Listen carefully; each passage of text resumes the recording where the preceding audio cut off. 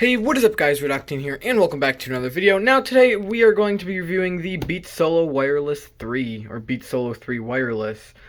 These retail for about $200 on Apple.com, and so let's get into it.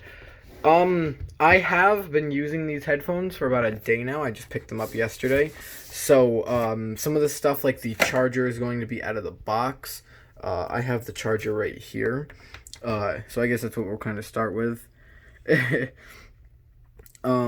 if it focuses, it says Beats on the cable, and for some reason they're still using USB micro when USB-C is a lot more widely used now. But obviously I have the black pair and they come in a nice slick black box, so let's get this lid off of the box. And when you first open it, change the way you hear sound with the Beats logo. Now Apple did buy Beats out, so this is kind of like, I'm just going to take this insert out.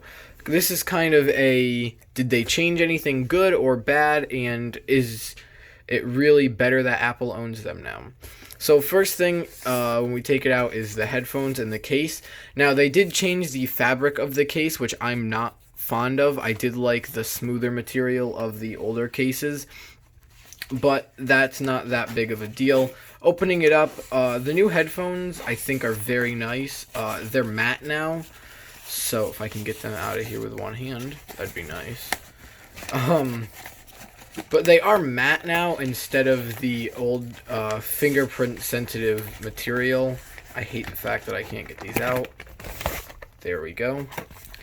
But yeah, so they're a smoother matte now. I do like the fact that the fingerprints don't really stick to them. Obviously on the inside we have left and right. We still have the touchpad, or we still have the headphone jack, which I will address that later. We still have the touchpad, volume up, volume down, and the power button with the charger port right there. So set those off to the side. Like I said, I'm not a big fan of the case, but it's not a big deal. Now in here, we have, let's see, I'm not even sure where this opens. Oh, it slides out. So we have in here, this was the charging cable in a clip. Now, normally what should be included in here along with this is the headphone USB adapter. Not the USB adapter, the micro, no, I keep saying micro USB adapter. It should have the 3.5 millimeter headphone jack cable in here, but it does not anymore. Now, I think Apple has done that because not a lot of phones use 3.5 millimeter headphone jacks anymore.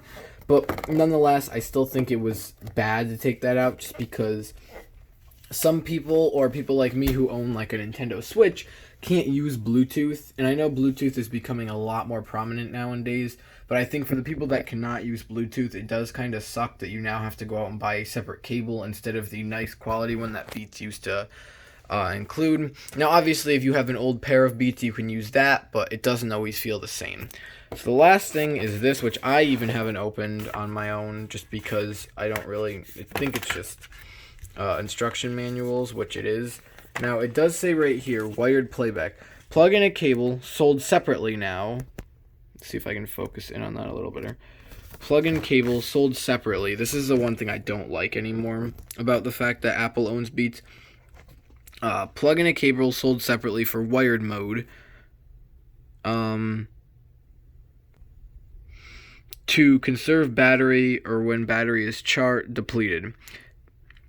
So yeah, I don't really like that. I also don't like this whole thing now.